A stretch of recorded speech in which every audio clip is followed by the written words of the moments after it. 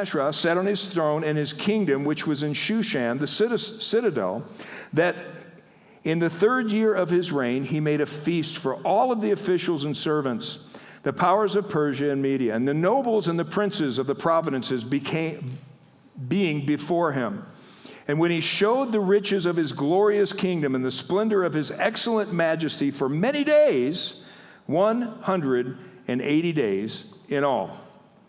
So we're introduced to the king of Persia, Ahasuerus. And understand, this is more of a title than it is a specific name. The records tell us that this king's name was Xerxes. How many of you have heard of Artaxerxes? Yeah.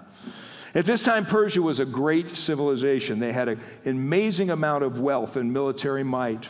The empire spanned all the way from India to Ethiopia, and they really only had one enemy, and that were the Greeks. Xerxes inherited the kingdom from his father, Darius I. And so he has this great 6-month-long banquet, and he invites and brings in the princes of 127 other provinces together. And the whole idea is he's going to bring these guys in, and it's a preparation in getting them to get on his side because he's going to go to war against Greece. He's going after the Greeks.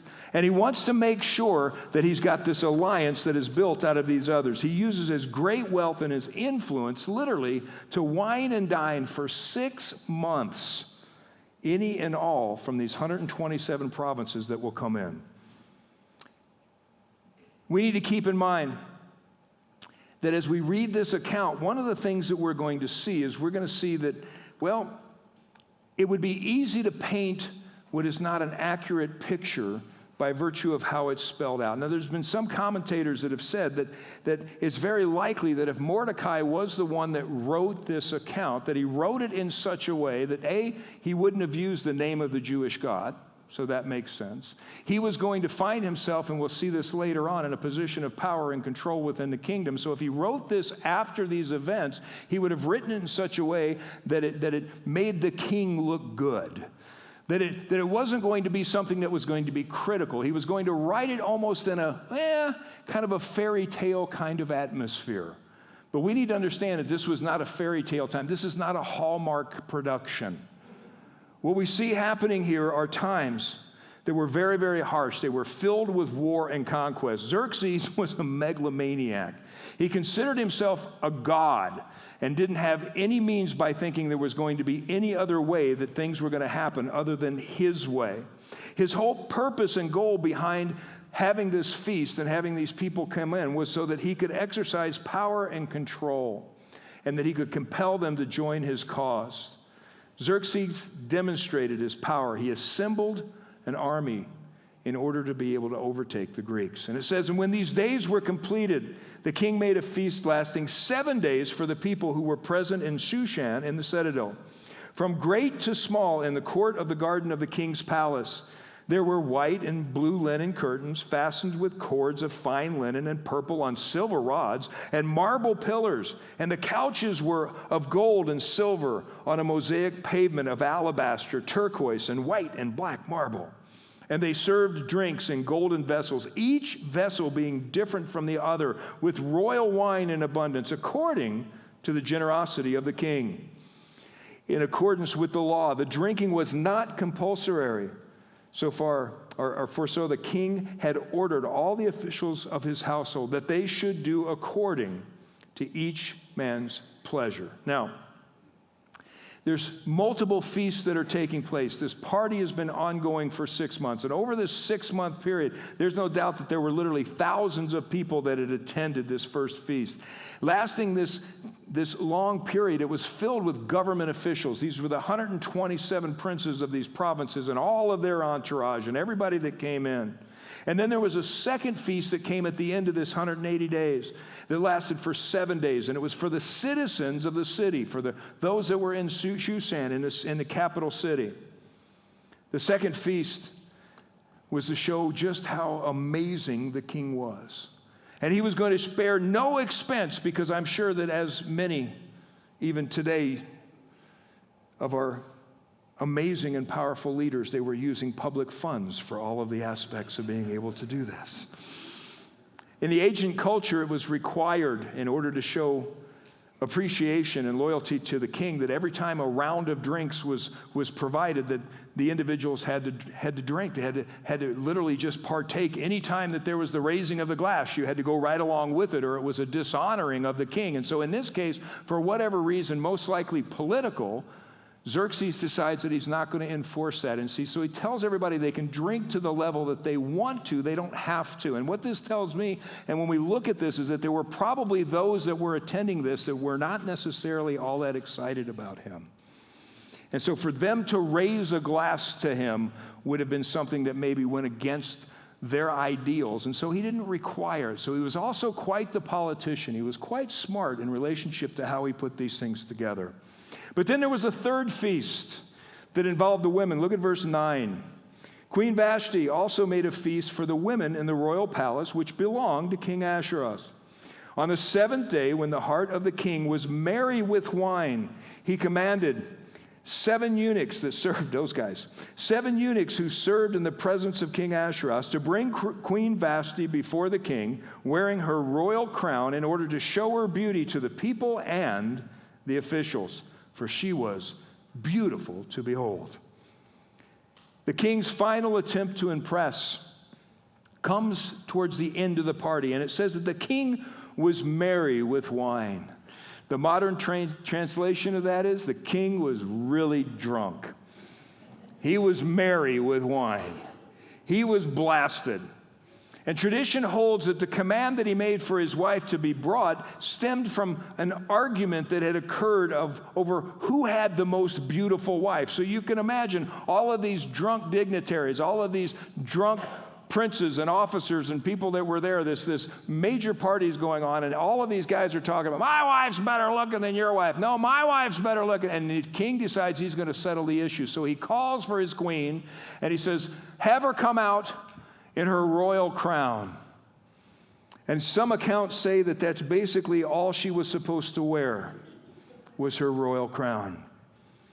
The queen, while important, didn't possess any real power. It was a title position. She didn't have any exclusive claim to the king. He had hundreds of concubines in his harem, and we don't know why she refused, but in doing so, it was a pretty bold move. It was something that could have absolutely led to her death. But no doubt, when we look at this, because of the actions that she exercised and the fact that she didn't come and produce herself when the king called, is out of the ordinary. No matter how unreasonable the king's request may have been, no matter how much she didn't want to do it, she knew what was coming on the other side of it. She knew it wasn't going to go well for her. And so this is one of those places where we can say, wow, something must have acted upon her, or someone, or a providential hand of a God that caused her to make what would be for her a bad decision, but a perfect decision that set in motion a series of events that served God's purposes. Now, don't apply some modern day understanding to this.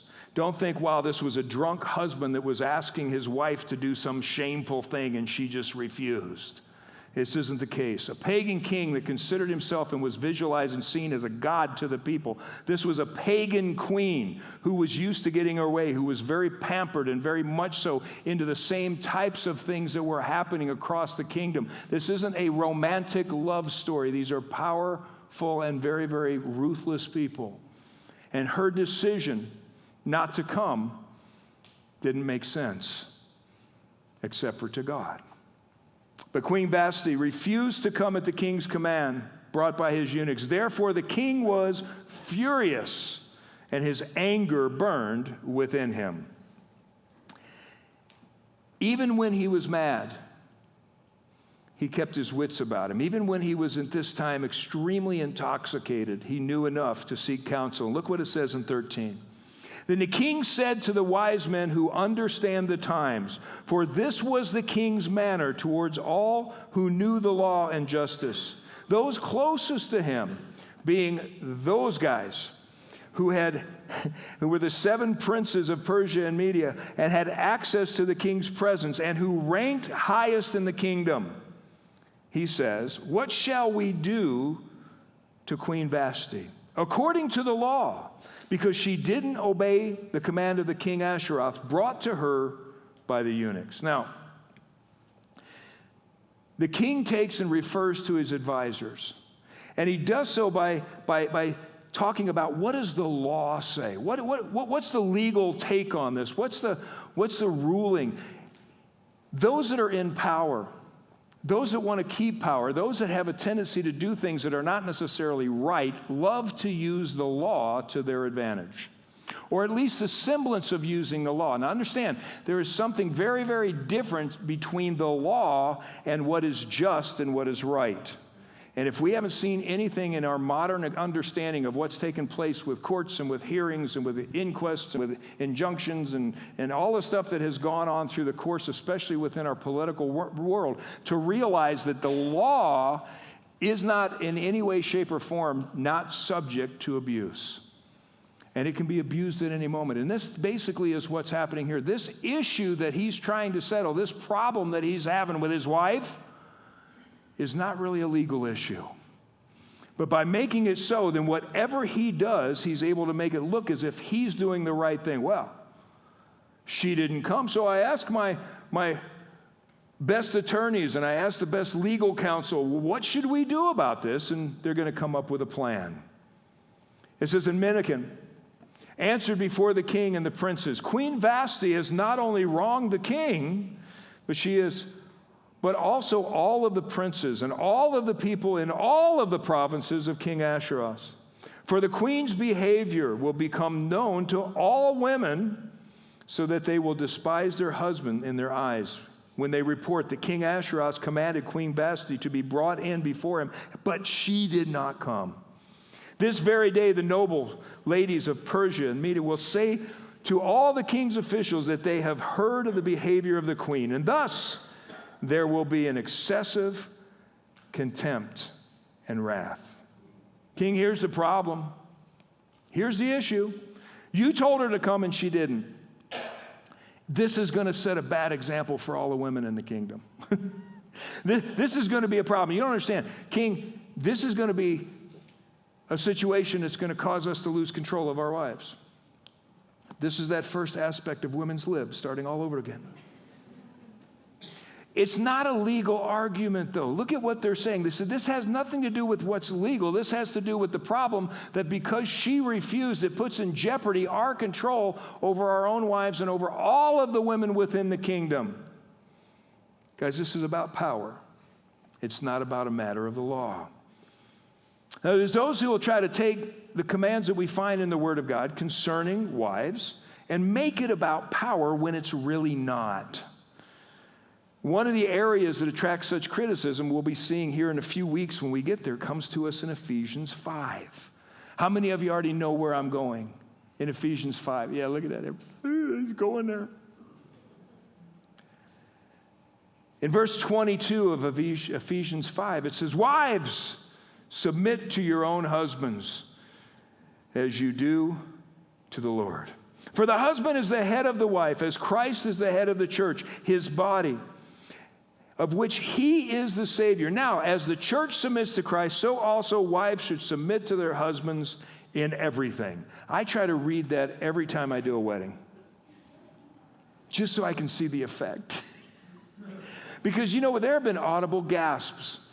There have been people that have just actually spoke up in the middle of you. You're out of your mind, Pastor. These three verses cause great controversy when they're taken out of context. They do. When they're taken out of the context of God's design for marriage and they're put into some sort of worldly model that's supposed to bring about equality, they fall apart very quickly. God's model for marriage is for wives to willingly submit to their husbands as they would willingly submit to Christ. The instruction is that the husband is the head of the wife, and it doesn't mean that the husband is superior. It means that he's only superior in the sense that he's to be a sacrificial servant, because that's what Christ was. As Christ is the head of the church, the husband's headship doesn't assign just authority, but responsibility and accountability as well.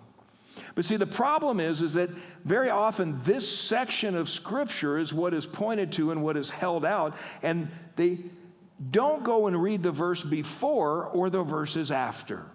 Because if you go to verse 21 rather than verse 22, what it says is that we are to submit to one another out of reverence for Christ. So the submission is not solely one way to the other, it's a submission to one another out of reverence for Christ. And then when we jump down to verse 25, we see something that's amazing. Do you realize that women only need 3 verses and guys need 9? You know why? Because we need 9 verses. Women can get it in 3. We've got to be told 3 times more than women do on how it is that we're supposed to respond. Look at what it says, though, in verse 25 of Ephesians 5. It says, "Husbands, love your wives, just as Christ loved the church and gave himself up for her, to make her holy, cleansing her by the washing with water through the word, and to present her to himself as a radiant church without stain or wrinkle or any other blemish, but holy and blameless. In this same way, husbands ought to love their wives as their own bodies. He who loves his wife loves himself. After all, no one ever hated their own body, but they feed and they care for their body, just as Christ does the church, for we are all members of his body. For this reason, a man will leave his father and mother, be united to his wife, and the two shall become one flesh. This is a profound mystery, but I'm talking about Christ and the church. However, each one of you must also love his wife as he loves himself, and the wife must respect her husband." Guys, when we look at the context of how God has put it in relationship to the respect and the honoring and the submission of husbands to wives and wives to husbands, if we keep it in a godly context, it works perfectly. I have never talked to a wife that if I said, if your husband was following the Lord, if he's following Christ, if he is loving you as Christ loves the church, as Christ loves you, do you have any problem with submitting? And no one has ever said, yes, I still wouldn't submit. The problem is that doesn't often happen, to where there's that perfect aspect of submission or a husband loving his wife. And that's why in verse 21 it says that we're to submit to each other, and that we're supposed to do so in such a way that honors God and does so. So in that situation, understand, under the condition of love, submission is really not an issue. But that isn't what was going on here. Xerxes wasn't looking to love Vashti to the point that he wanted her to submit throughout of some godly plan for marriage. It was all about power. It was all about saving face. So we have to go back to the legal solution here. Look at what happens when she refuses to come to the king. "If it pleases the king, let the royal decree go out from him, and let it be recorded in the laws of the Persians and the Medes, so that it will not be altered, that Vashti shall come no more before the king Ahasuerus. And let the king give her royal position to another who is better than she, when the king's decree, which he shall make, is proclaimed throughout all of his empire. For it is great. All wives will honor their husbands, both great and small." So in order to protect their position, in order for them to maintain power, in order for the king to save face over this situation with his queen who refused his command, and to send a clear message, they go ahead and say every woman in the land must obey or else. We see the mention of this aspect of the Persians and the Medes and the law that is written by that. Because the king was considered to be a god, because Xerxes was considered to be a god, he couldn't make a bad law. He couldn't say something in one breath and have it be overturned in the next, because then that would mean that there was a fallibility in relationship to his first law. Now, what he could do was make laws to work around the other laws, but anything made in haste, especially in this situation, he's mad, he's drunk, and he's being egged on by his buddies because they don't want their wives to overpower them. And he's going to make this decision. He's going to take and put into place this law that is irrevocable. The law that he was going to establish was not something that could be turned around. And we've seen that before in Scripture, where a law is made and can't be reversed. We saw it in the case of Daniel. And we've seen it in cases where once this is put into place, then there's a problem, because is it possible when you're not in your right mind when you're mad and maybe when you're under the influence that you could possibly say, think, or do something that is not necessarily very smart. Not if you're Xerxes. You're not allowed because you're a god. And so he's going to speak this into existence. And it says that the reply pleased the king and the princess. And the king did according to the word of Menahem.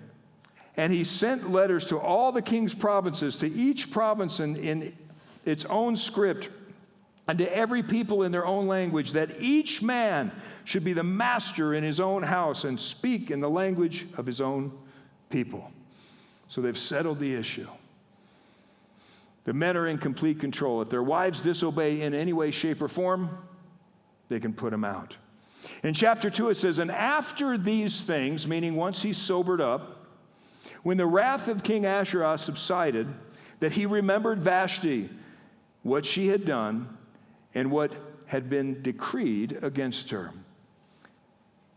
He gets a little time to think. He sobers up, and he goes, oh, that was dumb. I probably shouldn't have done that. The problem is, again, the law that he has now established is not reversible. The law of the Persians and the Medes, when it was written down, so let it be written, so let it be done, it could not be reversed. And so now his advisors decide that in order to be able to help him to get over the fact that he did something wrong, we're going to come up with a new plan. The new plan is a new queen. Then the king's servants who attended him said, let beautiful young virgins be sought for the king, and let the king appoint officers in all the provinces of his kingdom, that they may gather all the beautiful young virgins to Shushan, the citadel, into the women's quarters under the custody of Haggai, the king's eunuch. Custody of the women. Let beauty preparations be given to them, and then let the young woman who pleases the king be queen instead of Vashti. And this pleased the king, and he did so. So they come to him and say, okay, king, here's the plan. We're going to go out and we're going to find better looking women than Vashti. Vashti can't come to you anymore. That's done. We already know that. And it isn't like you don't already have women, because again, he had a harem with hundreds of women. It wasn't an issue of comfort. But if we're going to get you a new queen, let's go out and go shopping for the best and the most beautiful in the land. And we're going to send out messengers, and we're going to send out emissaries, and we're going to send out this letter that says, if you've got somebody that is good looking in your territory, you got to send him or send her to the keeper of the women in the palace, and she's going to be interviewed by the king. And we're going to bring all these beautiful young ladies before you, and you're going to get to be able to take and interview them and see which one you want to be your new king. King, what do you think? And he goes, I like it. That's a great idea.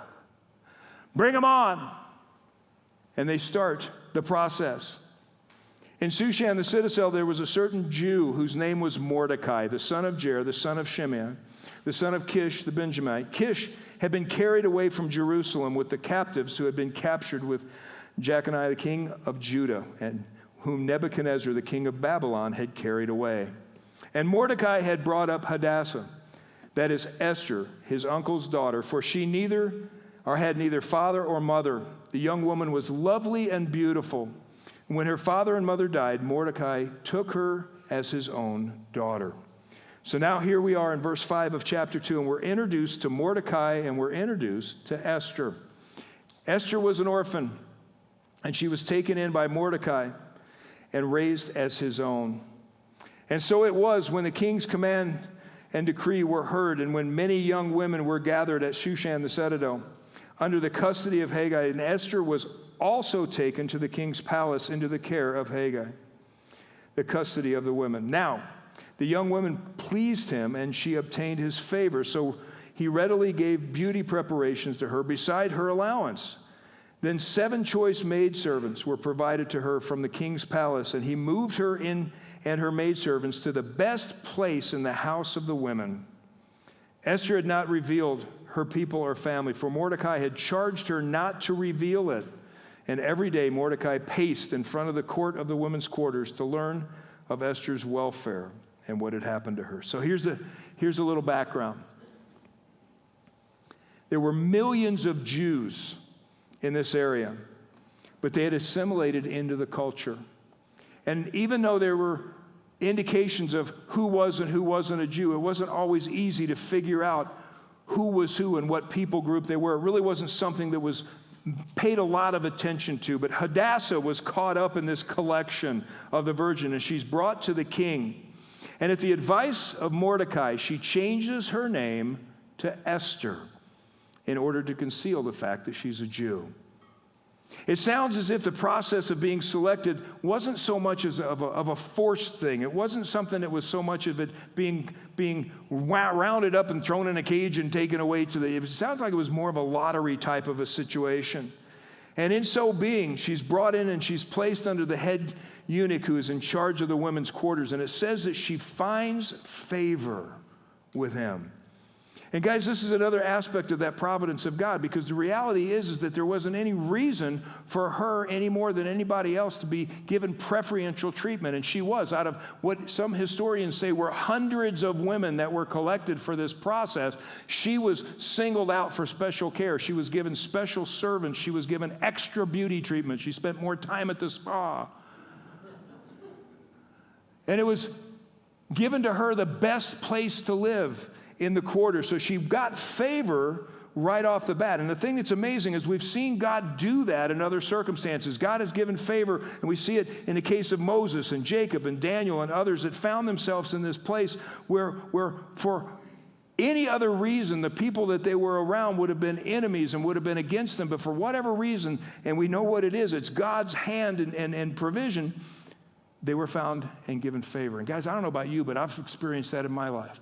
I've experienced the fact that there have been times when I've been in a situation that I should have had anything but favor in the situation or in amongst the people that I was with. And yet somehow or another, it worked out that way. Have you ever had that experience where it shouldn't work and it does? And you're just like, wow, that was really crazy. That probably shouldn't have worked. Have you ever gone into that situation where you think you're going to have to argue and you don't have to? Very often, that's God's hand of protection and provision and providing. And as we remain faithful, as we remain those who are focused upon the things of God, I believe that what God does so often is He will go in front of it. Just as He'll help us to get over the hurdles and over the problems and the potholes in the road, I believe that there's times when He just smooths things out. And all of a sudden, you wind up at the other end of the process and you go, wow, I really expected that to be more difficult. I really expected that to be harder. And because of our faith and because of our willingness to stand on the Word and faithful to Jesus Christ, we find ourselves in the favor of even our enemies. Each young woman's turn came to go to King Ahasuerus after she had completed 12 months of preparation according to the regulations for the women. For thus were the days of their preparation apportioned: 6 months with oil of myrrh, and 6 months with perfumes and preparations for beautifying women. I don't know why they had to do this, but there must have been a reason that they had to have 6 months soaking in oil and 6 months at the spa in order to look good enough to go to the king. But that was the preparation.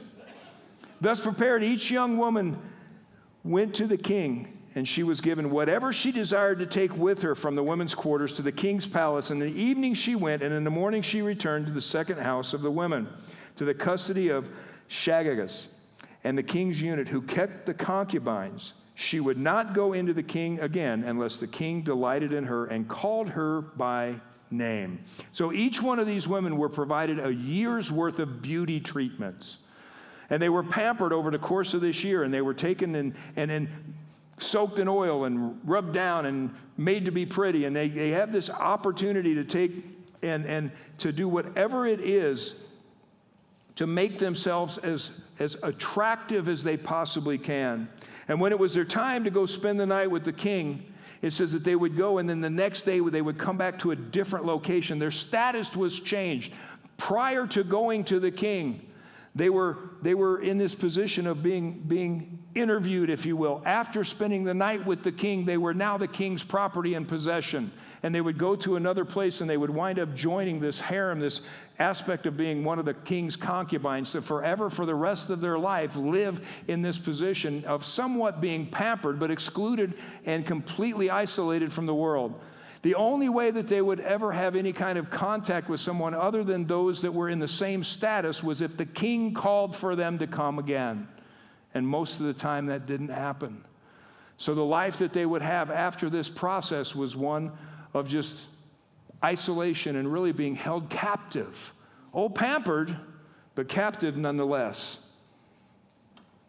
Now, when the time came for Esther, the daughter of Abihail, the uncle of Mordecai, who had taken her as his daughter, to go into the king, she requested nothing but that Haggai, the king's eunuch, in the custody of the women, had advised. And Esther obtained favor in the sight of all who saw her. Now, this is interesting.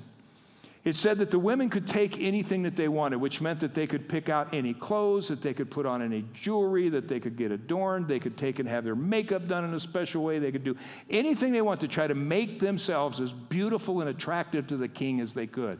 And it was up to their will as to what it was that they were able to take out of the women's quarters and adorn themselves with and go to the king. And it says that Esther didn't do that. Esther went simply. She went humbly. She went with whatever and the only things that the keeper of this particular area told her to take with her.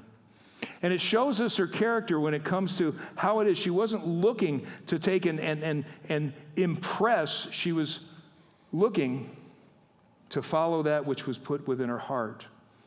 And so Esther was taken to King Ahasuerus into the royal palace in the 10th month, which is the month of Tebeth. And in the 7th year of his reign, the king loved Esther more than all the other women, and she obtained grace and favor in his sight more than all the virgins. So he set a royal crown upon her head and made her queen instead of Vashti. Then the king made a great feast, the feast of Esther, for all of his officials and servants, and they proclaimed a holiday in the provinces and gave gifts according to the generosity of the king. All right. So I guess it does play a little bit like a Hallmark movie. Poor our orphan girl, chosen above all the other, rises to the level of queen. But remember, this is not a love story. It's a story of God's providence. It's a story of him doing something and interceding on behalf. And it says in verse 19 that when the virgins were gathered together a second time, that Mordecai sat within the king's gate. Now Esther had not revealed her family and her people, just as Mordecai had charged her. For Esther obeyed the command of Mordecai as when she was brought up by him. Here we have another insight into her character, into who she was and how it is that she maintained herself. She's got a new gig. She now has just had the Cinderella story. She has just gone from being this orphan Jew within a captive situation under the Persian Empire and the king of Persia to this place now of being the queen. And you would think that that would maybe change her a little bit. You would think that maybe that would cause her to figure that she didn't need to pay attention to Mordecai anymore, but she does. And Mordecai tells her to continue to maintain the fact that she's not to divulge that she's a Jew and what her people are and what's going on. Something is going on here that we don't even know, based upon what we'll see in the rest of the story, why this is even a thing. Again, God is interacting and he's doing something behind the scenes, and for whatever reason, Mordecai is aware of the fact that she should not reveal who she is yet, because at the time that she does, it will mean more in relationship to what we're going to see. In those days, while Mordecai sat in the king's gate, two of the king's eunuchs, Bithan and Tarsus, doorkeepers, became furious and sought to lay hands on King Ahasuerus. So the matter became known to Mordecai, who told Queen Esther, and Esther informed the king in Mordecai's name. And when the inquiry was made into the matter, it was confirmed, and both were hanged on the gallows. And it is written in the book of the Chronicles in the presence of the king. As part of God's plan, he puts Mordecai in the right place at the right time. Now, it's interesting. He says he's sitting in the king's gate, and what this means is that Mordecai must have had some sort of governmental position. To sit in the gate of the king, to sit in the gate of any city, meant that you had some sort of oversight. There was some sort of administrative capacity, and because of him being there, spending time there, he overhears a plot to assassinate the king. And he identifies the two that are involved, and he goes to Esther, and he gives them names to her, and she gives the names to the king, and the king turns around and has it checked out, and all of a sudden, these guys are in trouble, and they find themselves being executed. And in so doing, now what's taking place again is that the Lord is orchestrating and bringing things about. Now, here's where we need to kind of just wrap things for this evening, and I want you to just think about the things that have taken place so far. Because I want you to relate it to things that happen in your life. And if we were to sit here and take a survey tonight, and I had you go back and think about things that have taken place in your life that didn't make sense then, that make sense now, how many of you could come up with a list? Isn't that crazy? Isn't it crazy how something happened, and at the time that it happened, it was the worst thing in the world that could possibly happen. It was completely wrong, or it made absolutely no sense. And you get a little ways down the road, and all of a sudden, the reason for that taking place and the reason for that happening becomes crystal clear because there's a purpose and a reason. At one point in time, many years ago, I wasn't on staff, but I was a part of the leadership at the church that is now Calvary Chapel, Carson City. And I was playing on the worship team, and I was a drummer on the worship team and a vocalist on the worship team, and I had never really, other than seen a guitar, picked it up to play with it or anything else like that. And the Lord, for whatever reason, whatever purpose, decided to tell me to go buy a guitar and learn how to play. There's a reason I'm a drummer. All right? I don't have any problem hitting something. I don't have any problem not having to follow music. See, if you've ever taken any type of music lessons, and if you're an accomplished musician, I think you're amazing, because music is difficult to read. Drum music is almost impossible, because it's even more complicated than piano music because of the different aspects of what you're doing on a variety of different drums within a drum kit. And so one of the things that I found that was so appealing about playing the drums is that I'd never had to learn how to read music. I just made it up as I went along. Now, what that does is doesn't make me a natural or a good drummer. It makes me a spirit-filled drummer, because I never play it the same way twice. Dave will testify to that. But I didn't realize at the time why it was that God was trying to instruct me to do something that I thought was so odd, but I responded in kind. I went out, I bought a guitar, and over the course of several months and even a little longer, I learned how to play the guitar at a very rudimentary, very basic level, only to find that a year or so later that I would wind up being the worship leader for Calvary Chapel, Carson City, for the next 7 years. Talk about making no sense, all right? Flash forward. Moved to Dayton 18 years ago, and all of a sudden what I'm finding is that the Lord's got me wearing multiple hats. I knew the whole time I was a worship leader I was supposed to be a teacher. I knew that I'm not a musician, right? I love to worship and I love to be able to do it, and God has allowed me to be able to do it at a very basic and very rudimentary level, but I am not a musician. I can't sit and look at something and hear it and go, wow, that sounds good. It's just whatever comes out. That's what's happening. But the reality is God had a plan, and what I found that all of a sudden, as part of His plan, in order to establish and plant a fellowship out here, I needed to be able to wear multiple hats. One of the hats was that of a worship leader. One was of a teacher. One was of a builder. And so all of the things that now, when I look back in my life and try to figure out why was it that God was pushing in that direction, or why did this happen, or why did that happen, as we get a little further down the road, the dots start coming together and we start being able to put the plan together. And guys, this is what we see happening here. And my encouragement for you tonight is to understand that wherever you are in the process, wherever you are in life, whatever the conditions, whatever the circumstances, whatever are your base of operation right now, understand it is preparation for something else. God is preparing you for something else. He hasn't abandoned you. He hasn't let you slip, trip, and fall for His amusement. It's not an issue of you going through something. What's happening right now is you are growing through a process, and part of that process is so that you would trust God. And part of that process in the difficulty is so that you would take and recognize the providential hand of God, that God is the creator and thus is exercising a superintendency over His creation, of which you are a part of. And so all of the things that happen in your life are happening for a reason. Oh, you may not see it now, but understand that God is in it.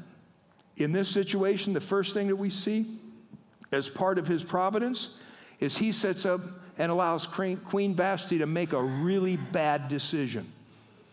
She does. She makes a really bad decision, and there's a providential aspect of that, because in making that decision, what it does is it removes her from her position and thus opens it up for someone else. This makes no sense. And there's nothing offered as to why. It wasn't that she was mad at the king, or it wasn't that this was happening or that was happening. There's all kinds of traditional stories and things that are added in there. But the reality is, what happened was God, for his purposes, made sure that she chose poorly. She was banned, no longer being the queen. And then he winds up establishing Esther. And for no reason, she finds favor that is beyond that of all the others that have been put into the situation. And again, God's hand of providence with honor. She's chosen by the king now to be queen.